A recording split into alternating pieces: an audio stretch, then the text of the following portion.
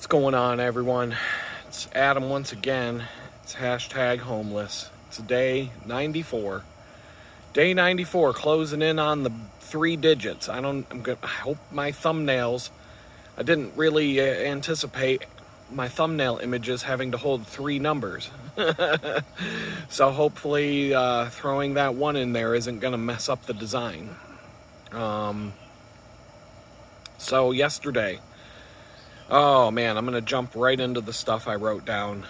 I'm a little out of sorts today because something happened yesterday. As I was working on getting the video posted,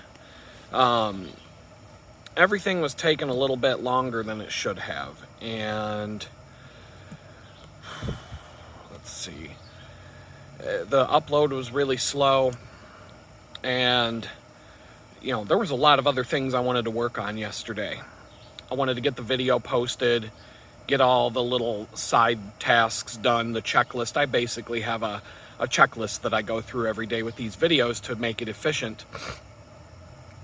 And everything was going really slow. I don't know why. The internet speed, the upload, whatever, it was just taking a lot longer than it should just for the video to upload. But then something happened and it pretty much stopped me dead in my tracks. And my entire day was completely thrown off course. And ultimately, I think God put something really strongly on my heart in terms of the direction to take the channel, at least for now, and some of the things I need to talk about. So when you hear the story I'm about to tell, you'll understand. And, I really haven't had God speak to me loudly like this for months. I'm just trying to get comfortable. This bench, I can't get comfortable. Hold on a second. Let me see here. I'm going to make some adjustments because I'm going to have to sit here for a few minutes and do this. All right, I'm going to make this work. Let's see here. Oh, snap. Hold on. Oh, man. It was raining really bad this morning, and I wanted to leave early to just go do the video and chill out for the morning, and that didn't quite go as planned. And so I ended up going to breakfast at the shelter, but then we really didn't have breakfast. I don't eat cereal. I won't eat it. I don't like it. That's all we had to pick from. And so I just had some coffee and got out of there. And that's fine. If there's time before church, there's a place right block away, 2 blocks away from the church. I can grab a donut or something. It'll be fine. But anyway, I was stopped dead in my tracks yesterday. I wasn't able to get anything done. And I cannot get comfortable sitting here. Hold on a second. This is trying to like rig something up so that I can sit here and not be totally uncomfortable. All right, I think I'm okay now. Anyway, I wasn't able to do anything yesterday after this happened. And I'm still trying to figure all of this out. A lot of it doesn't make any sense to me. And so first I'm going to read yesterday's entry from the book Jesus Calling. It was the book by the late Sarah Young that I often read on these videos. I'm just going to start with that. And then, like I said, I think the channel's going to take a direction for, I don't know how long it's going to take to get through this. So there's going to be, but it's definitely going to take more than 1 video. I'll still give you the daily homeless updates, but there's a story, a large story that needs to be told from beginning to end.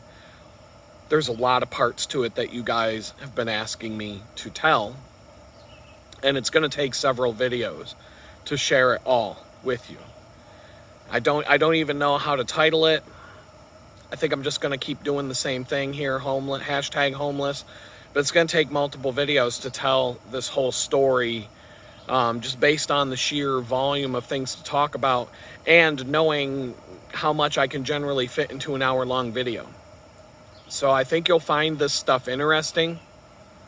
And the events of yesterday were just so off the wall that it triggered my mind into putting all of these individual stories together into like a more complete package, really to talk about one specific subject in great detail. So in Jesus Calling yesterday, Jesus, according to Sarah Young, Jesus was telling me, find me in the midst of the maelstrom. Sometimes events whirl around you so quickly that they become a blur. Whisper my name in recognition that I am still with you. Without skipping a beat in the activities that occupy you, you find my strength and peace through praying my name. Later, when the happenings have run their course, you can talk with me more fully. Accept each day just as it comes to you. Do not waste your time and energy wishing for a different set of circumstances. Instead, trust me enough to yield to my design and purposes. Remember that nothing can separate you from my loving presence. You are mine. And so the midst of the maelstrom, storm, there's a part of what happened yesterday that you put it all together. I'm trying to make sense of it. I'm a little out of sorts today, and it's probably going to take me most of the day to record, edit, and post this video because I'm going to go to church today as well. And so the story I'm about to tell you, it might, like I said, it's going to take more than one video. It's probably going to take several videos to tell the whole thing. But I've been thinking about this for several weeks now. And I have notes, and I have things jotted down. I just didn't really know. I've been sitting on it for weeks. And it's a long story. But something happened yesterday, and I can't explain it.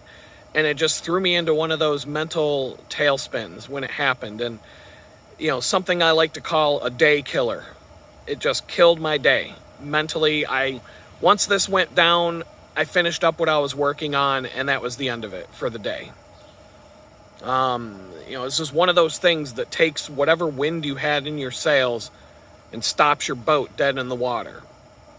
You know, at first you will say it was just a coincidence, but when I give you all the pieces of the coincidence, you're going to see that statistically speaking, at some point it stops being a coincidence. And it becomes a message from God. Like, there's no other explanation. And to tell you the truth, like I said, I really can't figure out what this message is.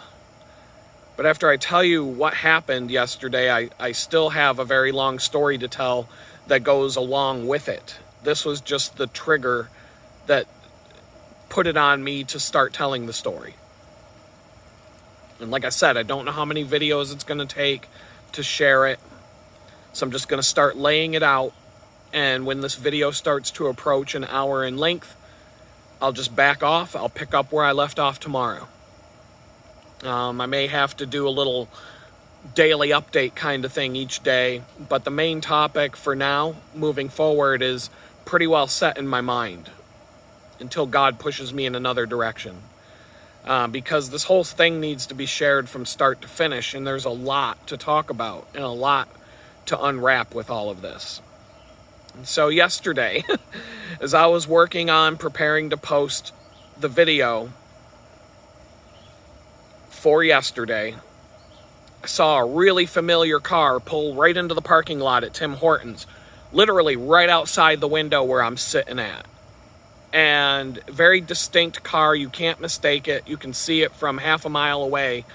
And I looked out the window, and there she is, my ex-girlfriend, pulled right into the parking lot where I was, like, right in front of me, 20 feet away from where I was sitting.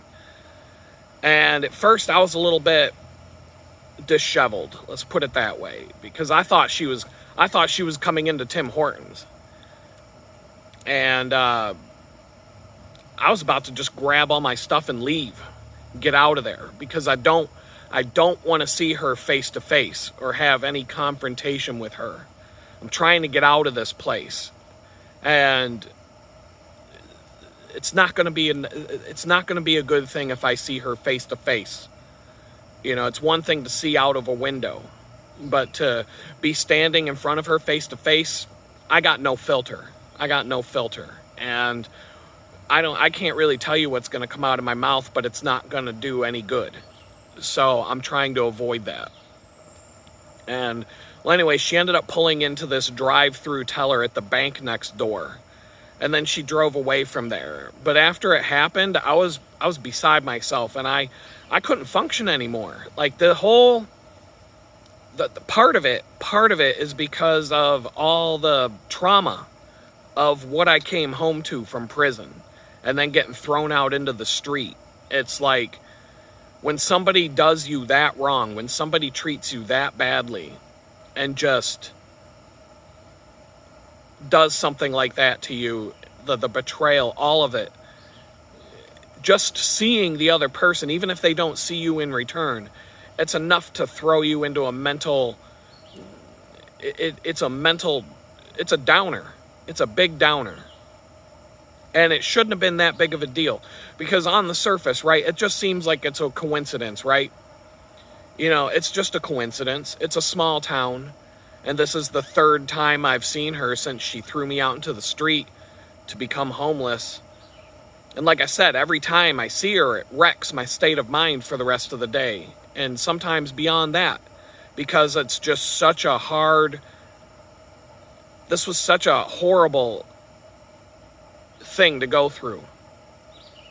And she hasn't seen me any of these times, because it's always me sitting in a window looking outside, and boom, she goes right by, or I'm walking down the street and she drives by, or I'm sitting at a picnic table in a park and she passes by. But here's where it starts to go beyond a coincidence. If you were watching yesterday's video, you'll know that I talked about my experience living with her. And I mentioned how on Friday, I left the library to walk over to the other side of town so that I would not have any chance of encountering her as she makes her normal Friday afternoon stops in town after work. I don't want to be anywhere near where she goes. So I went to the crazy Tim Hortons next to the giant homeless camp, because I know that she absolutely hates going to that area of town, and there's no way I'm going to see her down there. That is, until she pulls into the parking lot at the very same Tim Hortons right next to the giant homeless camp that I just mentioned in the video. And so you might think, well, that's just a coincidence, right? Well, would you say it's still a coincidence if I told you that I was watching yesterday's video, as I do every day before I make it live? And I was checking the quality, and I was watching the whole thing as I normally do. And at the very same time, I'm talking the exact same time that I reached the part of the video where I was talking about going to the other side of town to sit at Tim Hortons in order to avoid seeing her, the very same Tim Hortons where I'm now sitting watching this video before making it go live, that is the exact same moment that she decides to pull into the parking lot at that Tim Hortons. So yeah, at the exact same time that I'm listening to myself say that I walked over to this side of town where she doesn't like to go in order to sit at this Tim Hortons where I'm sitting right now, she pulls into that same Tim Hortons parking lot and drives 20 feet from the fucking window where I'm sitting. And this is the same Tim Hortons in the part of town where she hates going to. And I'm thinking, okay, at what point does that stop being a coincidence and start being something else? You know, it's one thing for me just to randomly see her walking around town. Like I said, it's a small town. It's going to happen. But to see her in the same place that I went to on purpose Friday in order to avoid seeing her, and at the same time, I am listening to myself in yesterday's video saying how I went to this very spot in order to avoid seeing her, and then she appears right in front of me as I'm listening to myself say that, in the spot where I'm sitting that the day before I had gone to on purpose to avoid seeing her.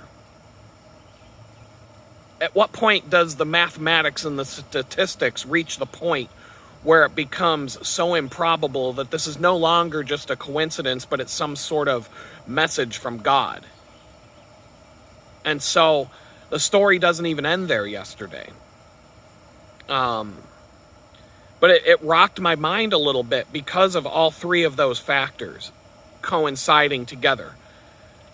I'm sitting at the place where I thought I would never see her. I'm listening to myself in a video talk about how I went to this place where I'm sitting right then and there so that I wouldn't see her again. And then boom, she shows up right there, right in front of me, as I'm listening to myself talk about that. And so at this point, all I could do was finish getting my video posted. And so at this point, I had to go for a walk. I was too deep into my head, and that whole situation had me off my rocker. And because of how strange it was, and how surreal everything feels sometimes. And whenever I see her, even if she doesn't see me in return, it brings up so much horrendous pain that I can't even function properly for the rest of the day. Like, it's too much. Like, this is part of the reason, a big part of the reason why I need to put 1,000 miles between me and this fucking town. It's a big reason. I mean, you can hear in the background another reason.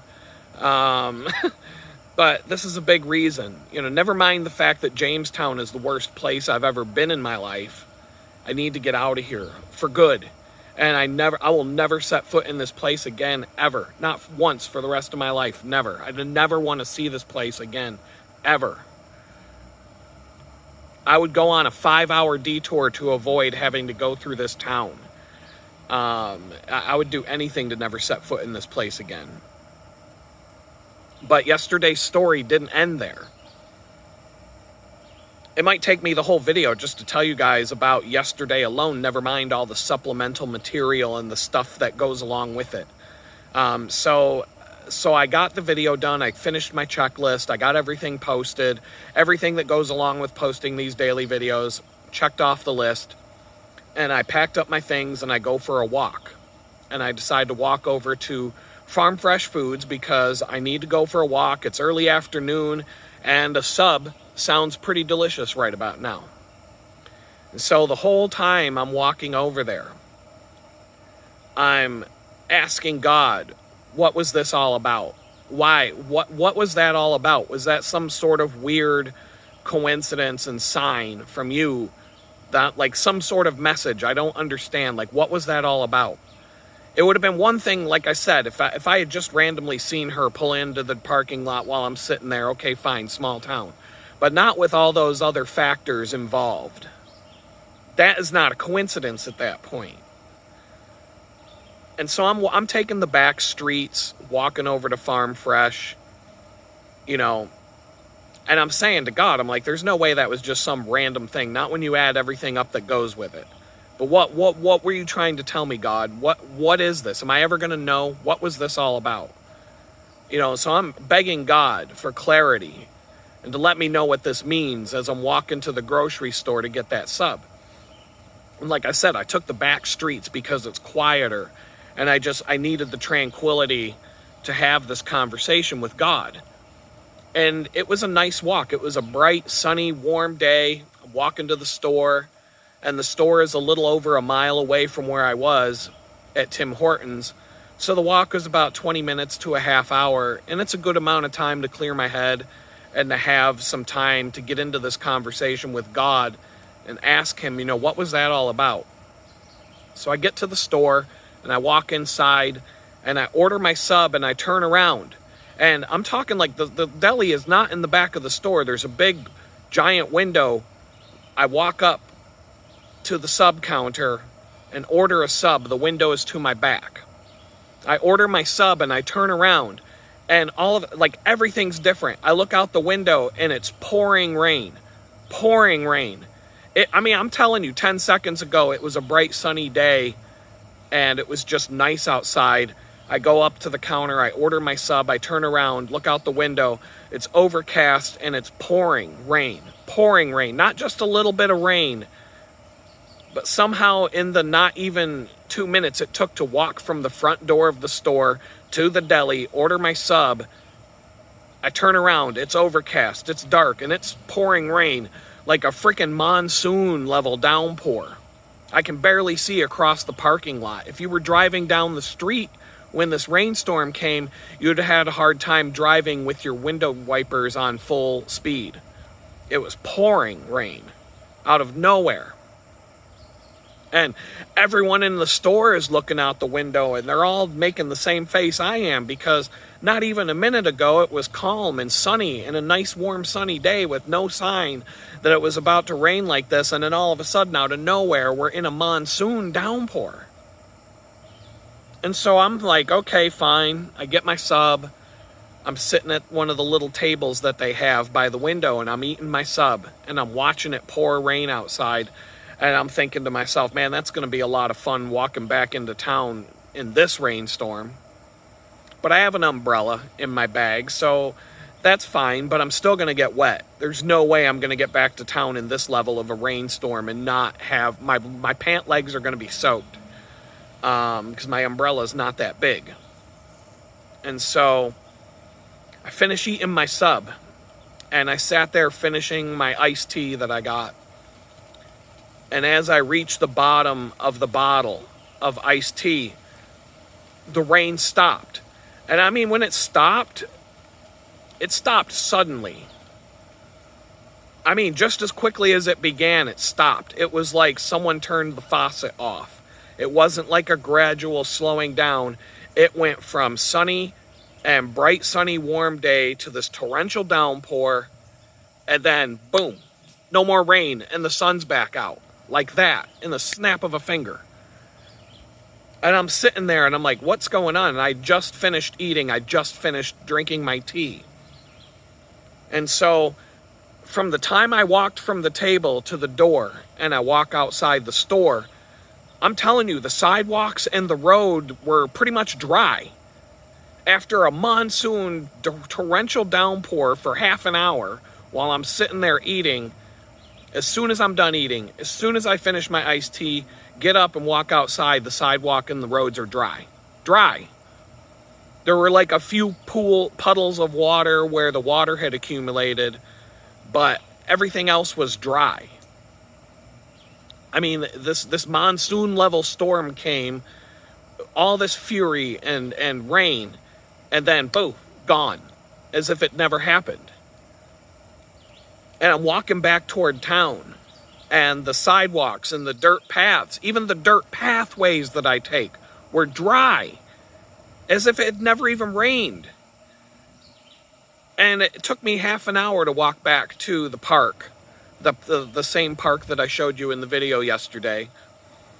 And so this bench that I'm sitting on right now, I came over here and I sat on the bench. And it was quiet. As quiet as it gets in Jamestown, and it was sunny and warm, and I just plopped down on this bench, and I sat on this bench for over an hour in silence, as much silence as Jamestown has to offer. I sat on this bench. I wasn't flipping through the phone. I just sat here on this bench for over an hour, just sat there staring at the river, staring at the wall on the other side of the river. I just sat here in silence because I had all these things going through my head. I'm trying to come up with the meaning of all this, like the encounter with the ex, the storm, all of it. If I had left to go on this walk a minute and a half later than I did, I would have arrived at the grocery store soaking wet from head to toe.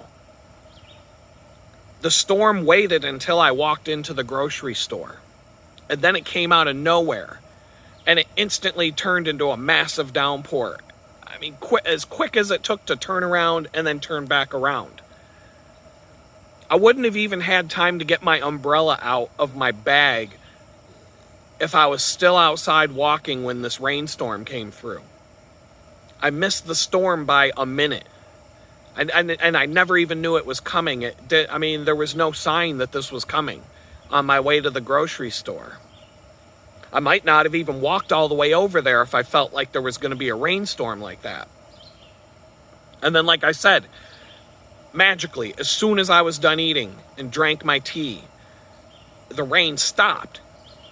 And it stopped and the sun came out as if it had never rained in the first place. Everything was dry almost instantly when I went back outside, and it was so strange. The sidewalks were dry.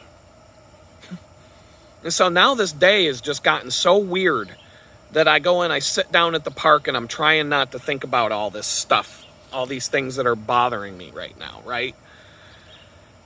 And then something came to mind as I'm sitting here, at least for these YouTube videos. There are a whole series of events in my life that can't be explained. And I'm talking like supernatural level encounters and coincidences that just don't add up to being just a coincidence, especially when you put all the things together.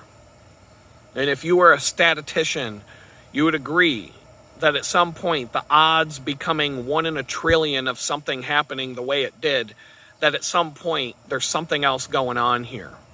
Sometimes it leaves me unsettled when these things happen. But sitting at the park yesterday, I was kind of prompted to start putting these things together in my mind, to start sharing them with you. Because these are things that to me are proof that we're much, much more than the things that you can see, hear, smell, feel, and taste.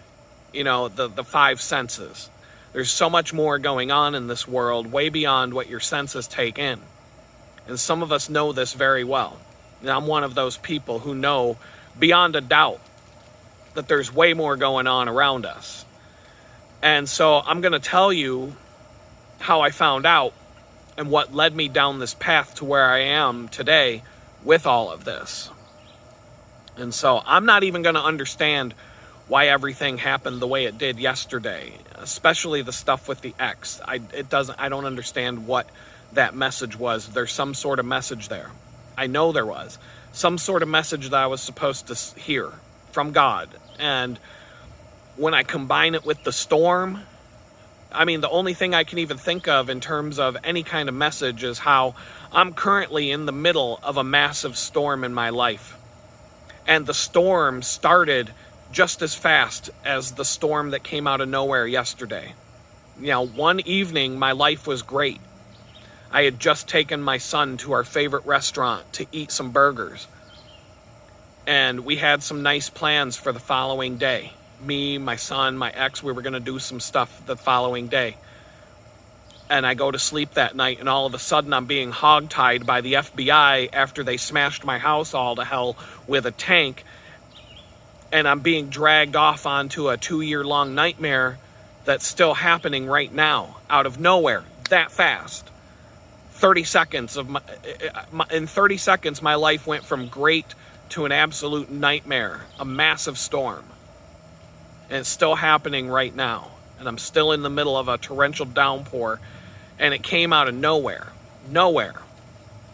And so I don't know, is God using yesterday to tell me that just as quickly as that storm came out of nowhere yesterday, how it just showed up without any warning, and how it basically pinned me down where I was, that he's going to make it stop raining and bring the sun back out and throw me right back into a good life just as fast and just as quickly as the storm began. I don't know. It seems like there could be some sort of message there. Am I going to wake up one day and all of a sudden see my life take a 180-degree turn and go right back to having a good life once again, and see the storm end in a blink of an eye just as fast as the storm began, and see the sidewalks all around me dry up as if it had never rained in the first place, less than 5 minutes after the rain stops? And why? I don't know. Why did I have to see my ex-girlfriend yesterday? But not only see her, but see her combined with all those other circumstances around it. And it's just beyond my comprehension right now. I don't know. I just know that I'm supposed to share this with you in these videos, but I don't necessarily know what it all means. I really don't. So there's more to yesterday. I'm sitting in the park, and my day is finished in terms of being productive. It's done. I mean, it's done. Done. There's nothing productive that's going to happen. Game over. So maybe today is another day. I sat at the park for so long that I could start working my way back to the homeless shelter, as they'll allow us to go back inside after 4 p.m. And it's closing in on 4 p.m. I sat on this bench at the park for over an hour. Just sat there. No phone, nothing. Just sat there thinking about this. And about as close to meditating as I can ever get these days. And so because of the private room at the shelter, I'm allowed to bring snacks into the place. And so I have a drawer in this desk, and I keep a bunch of snacks in the drawer, peanuts, chocolate, maybe a bag of Cheetos every now and then, the crunchy Cheetos, of course. But I decided to walk over to the CVS around the corner to pick up a couple of snacks before heading back to the shelter. And as I'm crossing the street, headed over to CVS, I'm about to go into the parking lot. I'm having a lot of negative thoughts about my ex and all the things that she did when I came home from prison. Very negative thoughts. And as I've said many times, I went through 6 weeks of nonstop harassment and verbal torment and, just harassment and verbal abuse. And I don't really even like talking about it, because as a guy, you don't want to be looked at as a pussy who can't put up with some crap from a girl, And I'm actually pretty proud of myself, because for the whole 6 weeks I was in that situation and putting up with her trash, I never said anything back to her in return. I never called her a bitch. I never called her a cunt. I never said any of the things that I wanted to say back to her. I just kept my mouth shut, and I just kept trying to diffuse this bad situation. But every time she would start flipping out at me over nothing, I would just calmly tell her, I'm not your enemy. And if you would just stop with it, you'd see that. But all she wanted to do was harass me nonstop, treat me like garbage, call me a worthless piece of shit, tell me how much she can't stand me, and just threaten me every day. And so, to experience having somebody who was once your best friend, and I hate to say this because, I know I have some friends I've known since I was a kid who might take that the wrong way, who I'm still friends with to this day. But up until about a month before I came home from prison, this woman was the best friend I ever had in my life. And I mean it when I say that. I thought she was my soulmate. And I didn't believe in that stuff before I met her. And I thought that I would be spending the rest of my life with this one.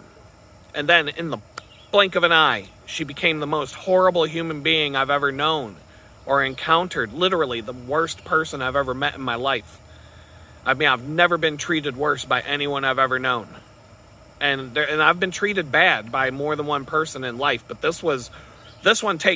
she gets the first place trophy in that contest by leaps and bounds, I'm telling you. Now, I did not expect that I was going to be thrown out into the street to become homeless by her. If you had told me during my relationship with her that that's how it was going to end, I would have not believed it. Now, I didn't do anything to deserve that shit, and she knows it. I went to prison, and she could have walked away, but instead she stood with me the whole time I'm in prison. And then right before it was over, she decided to completely change and become this most wretched, vile, horrible human being I've ever seen in my life. And, but like once a week she would do something nice for me. She'd like bring home some chicken wings, and then she'd still cop me an attitude, but then tell me that, I got you some wings. And she'd do something nice every once in a while. And I think it was just to make herself feel like she wasn't such a piece of trash, because she could turn around and say, see, I did something nice for him. But then she'd just go right back to being a verbally abusive scumbag. And so these 6 weeks to be honest, in a lot of ways, those 6 weeks were worse than the 20 months I spent in prison, in a lot of ways. So it's hard for me to tell a story without going down a side alley instead of staying on the main road sometimes. And I'm a bit of a wanderer, so especially when I get going down these paths of telling a story, and so I'm coming back to the track now. But here's the way I can explain how I feel about her right now. Remember yesterday I was talking about Star Wars? And there's so many things in life that you can relate to the Star Wars movie. And this is probably more for the guys, because women don't really like Star Wars the way us guys do. And so you ladies, you might have to sit this one out for a few minutes, or, maybe watch some YouTube clips to get the gist of what I'm about to say. But for the guys, they're going to know what I'm talking about here. And so Anakin Skywalker and Obi-Wan Kenobi, they were best friends. They did everything together. And I'm sure Anakin thought Obi-Wan would be his best friend for the rest of his life, but then they got into it. They had some beef. And Obi-Wan cut off both of Anakin's legs and his non-robotic arm, and then just left him laying there for dead on the shores of a lava river in Mustafar. And so Anakin's laying on the ground, clawing away at the ground with his robotic arm, and he's looking up at Obi-Wan, and he starts screaming, "I hate you!" Like in the most gut-wrenching, vicious, like just deep level of hatred, this visceral, utterly pure hatred at this point, looking at Obi-Wan Kenobi. And honestly, like that's the picture I have in my head that explains exactly how I felt when this woman threw me out into the street to become homeless. I had just gotten out of prison. My photo ID showed up in the mail the very day she decided to throw me out. And she cut off my legs and my arm right at my lowest, weakest point I've ever been in my life, and then she just left me for dead on the ground and walked away. And so I'm walking across this parking lot towards the CVS, thinking in my head, "I hate you!" Like I'm picturing Anakin Skywalker screaming to Obi-Wan how much he hates him as he's laying there, as Obi-Wan left him for dead. And you have to do it in that same voice as Anakin Skywalker in order to get the full effect. I'm laying on the ground, I'm clawing at the dirt with my only arm, which is a robotic arm, because, that arm had already been cut off by Count Dooku earlier in my life. And I'm unable to claw myself up before the lava touches me and catches me on fire. And then I'm just laying there burning to death when this fucking bitch just walks away from me and leaves me for dead. So once again, this is going through my head. I hate you! Right? And that's the level of hatred that I have for her after going through this. I mean, that's what I picture in my head as the analogy of how it feels to be left for dead like that. And so this is on my mind. This is going through my head as I'm walking into this parking lot, and all of a sudden this car pulls into the parking lot and cuts me off right in front of me, like right in mid-stride. And it's this weird car, and it's completely covered in stickers. Completely covered in stickers and emblems and messages. And on the driver's side door, in big giant cursive letters, it says, "Take it easy." Take it easy. Because I'm in a negative, I'm walking with a level of hatred that I can't shake. And this car covered in stickers drives right in front of me. I'm telling you, it would have hit me if I didn't stop walking. With the big word on the side of the vehicle, it says, "Take it easy. Take it easy, dude. Take it easy. Chill." And so this car pulls into the parking lot. And like I said, the thing's covered in stickers and messages all over it. It has a big giant cross on the back windshield. And the car drives right up to CVS and parks in this parking spot right next to the front door of the store. I cannot go into the store without walking right past this car. It is literally 6 feet from the door. And as I get up to the car, I notice that every single sticker stuck to this car has like a personal message for me. And I don't think that was a coincidence. Like, what are the odds that a car covered in a... Man, I'm getting covered in bugs. Anyway, as I get to the car, every single sticker was speaking to me in a personal, meaningful way. They weren't just a bunch of random stickers that didn't have any meaning. Each sticker had some personal message. Every single sticker on the car that I could see. And one of them was, one of the stickers represented the logo that I'm going to create for hardrockbrand.com. It was it wasn't the exact same logo, but it was a symbolic, like, that it was the same logo. It was just a message to me. There was another sticker that said, "Don't worry about anything. Don't worry about anything." And there's another message on the back of the car. It says, "Faith, not fear." And these are the ones that I can remember, along with the big giant cross. There were other stickers on the back of the car that related directly to me and my kids. Things that my kids would do, things that were important to me in my relationship with my daughter and important to me in my relationship with my son. I'm talking like I see these things and they just stick right out. And it was kind of crazy. And so I go into the store, and when I'm sitting inside the store, the guy who owns the car, he's at the cash register, and he's wearing this shirt, and it says, "Iron sharpens iron." And just as quickly as the guy showed up, he's gone, along with the car. And when I walked outside after paying for my snacks, they were nowhere to be found. So, I don't know, maybe I'll see the guy at church today. Who knows? The way this weekend's going with with all the crazy coincidences, but this car was strange, and I'm telling you, it wasn't just a random collection of stickers, and they covered the entire car. But as I looked closer at this car, every single sticker had some sort of personal meaning to me, like something that related directly to what I was going through, what I am going through, a personal message. Each sticker was like a personal thing for me to see. It wasn't like just a bunch of random stickers. And I can't even, they were specific, really specific.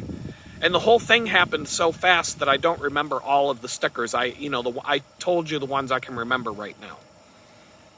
But it would be like some specific memory or some specific person in my life or something I did or I'm going to do. All these stickers were just stuck together surrounding this big giant cross. And each sticker had a message for me. And it was weird. It was too, when you add it all together, it was just too crazy to be some random coincidence. And so, at this point, I had to grab my snacks, and I went back to the homeless shelter, and I had to write all this stuff down so that I could share it with you, because without writing it down, I'm not going to be able to remember all of it. And so, I haven't had signs and wonders the level that happened yesterday and messages from God that directly and that obvious in quite a while. Not all at once, not like that, not like yesterday. And like I said, not all of it was positive either. But just the level of it, the wonders, yesterday was just at a level I haven't seen in months.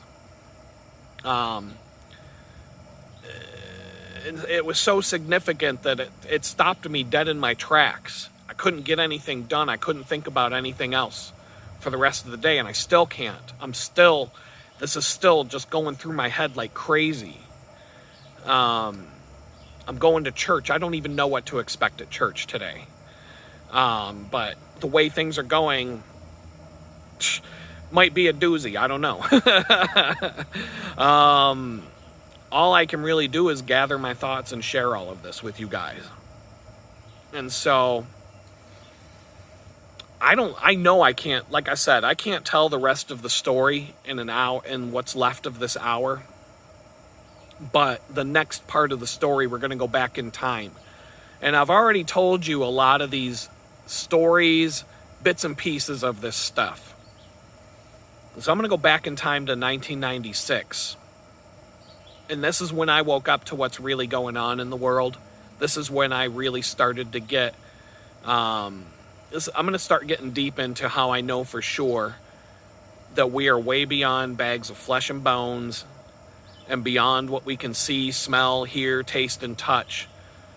And that there's a whole supernatural, spiritual world and a spiritual war going on right now that we're all in the middle of. Whether you believe it or not, you're still in it. And I'm going to forget parts of it. I'm going to go back and revisit the story again. I'll probably have to tell the story again someday. Maybe with better video editing, horizontal format, maybe some more clips and different things mixed into it. I don't know, but it's a huge story. And I'm not going to remember all of it as I tell it to you right now. In fact, I'll be watching these videos after I upload them, and I'll think of 10 things that I forgot to say along the way. But it is what it is. So on July 17th, 1996, Trans World Airlines Flight 800, TWA Flight 800, was a scheduled international passenger flight from New York, John F. Kennedy Airport, to Rome. At approximately 8:31 p.m., 12 minutes after takeoff, the Boeing 747 serving the flight exploded and crashed into the Atlantic Ocean off the coast of Long Island. All 230 people on board died in the crash, and it's the third deadliest aviation accident in U.S. history. Most of the witnesses along the coast of Long Island told the FBI that they saw a streak of light ascending up into the sky, moving to a point where a large fireball appeared. And then the same witnesses reported that the fireball divided into two parts as it descended toward the water. An intense public interest rose around these eyewitness reports, and, a whole lot of speculation that the reported streak of light was a missile that struck TWA Flight 800, causing the airplane to explode. And so the FBI and the New York Police Department Joint Terrorism Task Force, they initiated a parallel criminal investigation. And 16 months later, they announced that there's no evidence of a criminal act, and they closed their investigation. Basically, they said, well, all those hundreds of witnesses who saw the streak of light go up into the air and followed by a big explosion, they're all liars. Nobody saw anything. And basically, the wings just fell off the plane. Case closed. Done. They shut the books. And so when this happened, I didn't know anything about politics. I couldn't tell you who the vice president was. I had no idea who the governor of Pennsylvania was.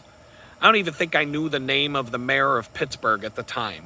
I was a student in art school, and the only thing I cared about was getting through art school. And the only thing I knew about politics was that they're nothing but a bunch of crooks. A fact that remains true to this day.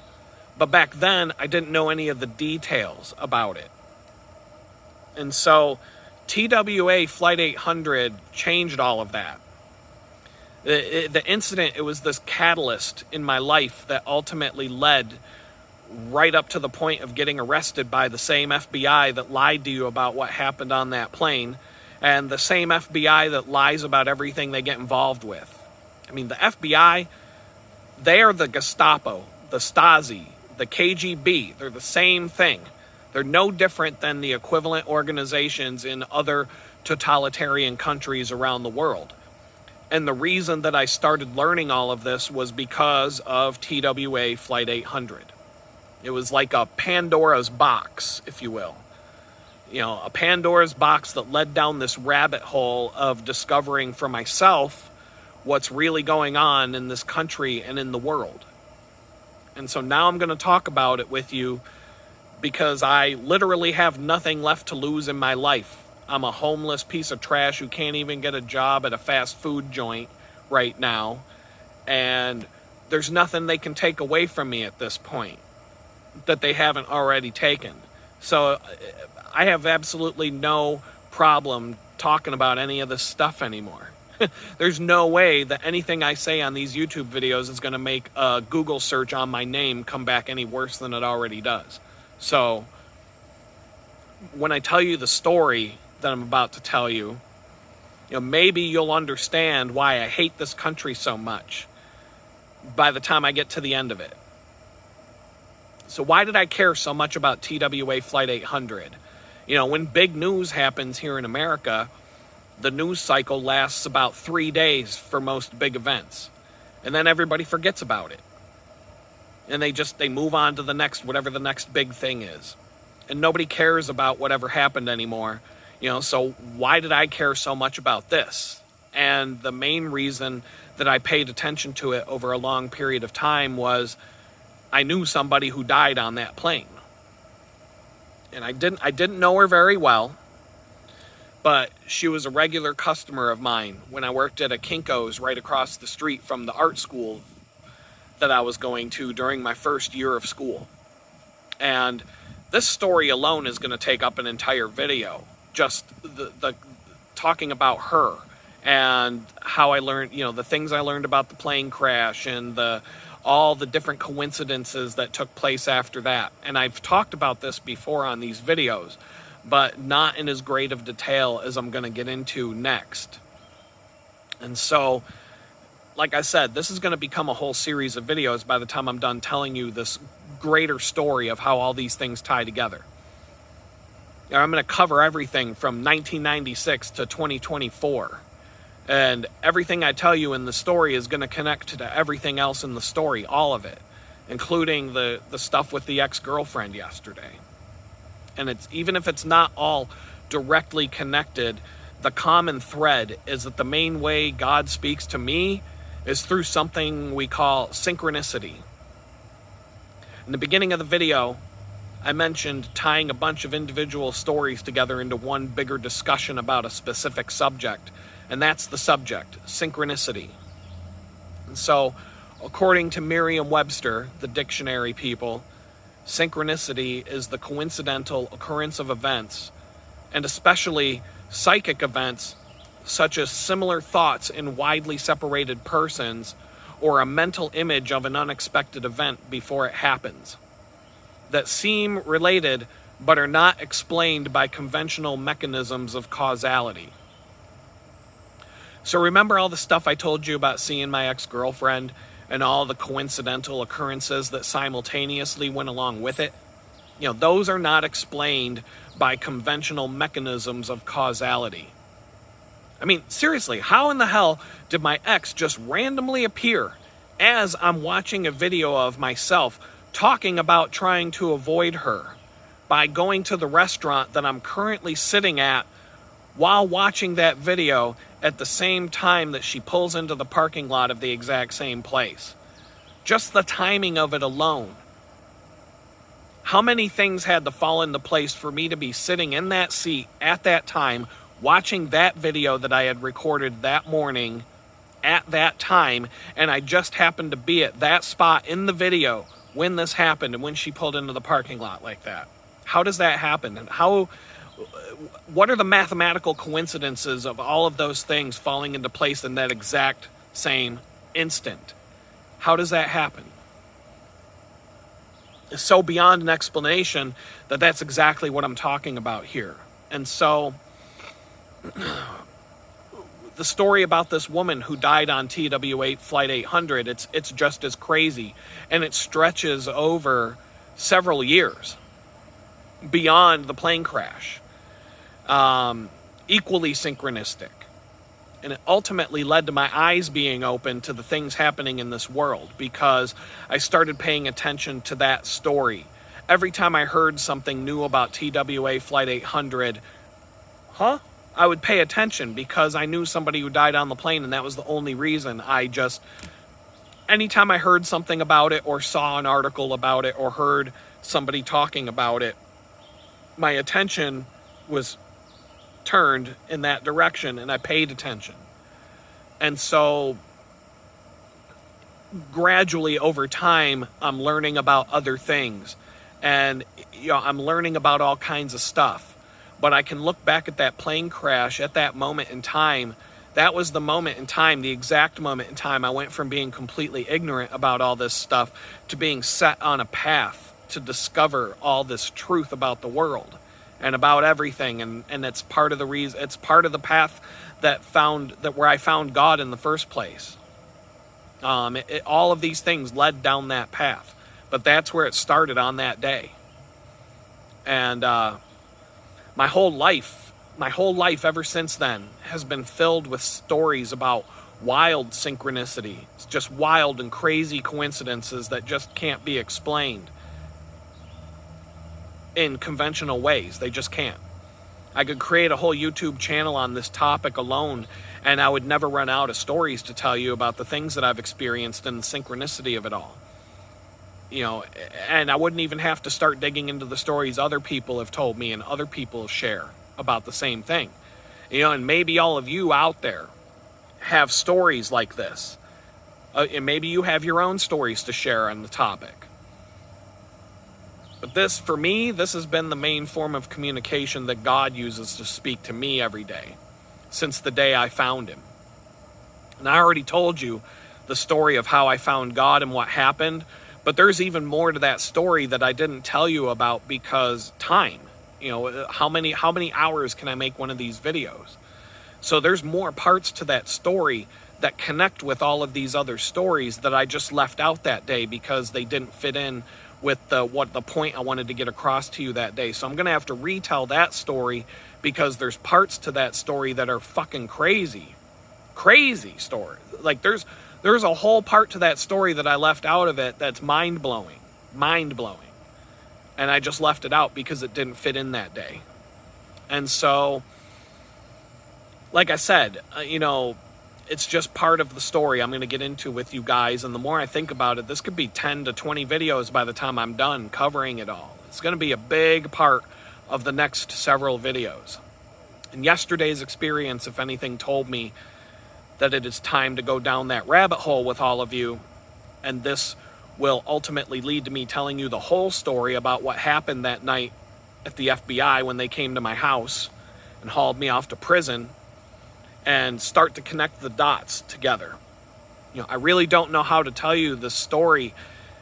I didn't really know how to approach all of this stuff until the dots started to connect yesterday and the gears started to turn yesterday. And it was all kind of kicked off by that weird coincidence at Tim Hortons yesterday, and followed by that storm, and followed by the coincidence of seeing that car at the CVS covered with all those messages for me. And the gears started to turn into my head of how I can put all this together and tell you guys. And by the time I get to the end of it all, you'll understand why I had to do it this way. Because there's just so much there. There's so much to tell with all of this. And so, the woman's name who died on TWA Flight 800, her name was Judy Penzer. And I would like to get into more details about that. But like I said, the story about her and how this all and how her thing connects with everything else I want to tell you, I'm gonna have to push it off to another video because we're coming up on an hour here, and that's pretty much the time limit that I want to set for these videos. I try to keep them under an hour. And so there's so many more things to talk about with her. I've got days and days worth of stuff to talk about here. But this is the kickoff to the Synchronicity series. And so I'm going to let you guys go. I don't know, but I'm going to do a couple of the plugs here. Free.litgood.com is the mailing list. And sign up for that if you want to get a deal on some photography. Donate.litgood.com is the virtual chicken bucket. I appreciate all the people who have thrown bones into that chicken bucket. And litgood.com is the photography site. Morning. And so that's all I really had to talk about today. And I'm running out of time. I don't want to make it go over an hour. I'd like to be able to put the video on TikTok, even though I don't care about TikTok. We've got about 10 seconds left, so I hope that whatever you guys are working on, whatever you're going through, I hope that it all works out for you and you're able to get through it. And with that, I'm going to say peace out, and I'll talk to you tomorrow.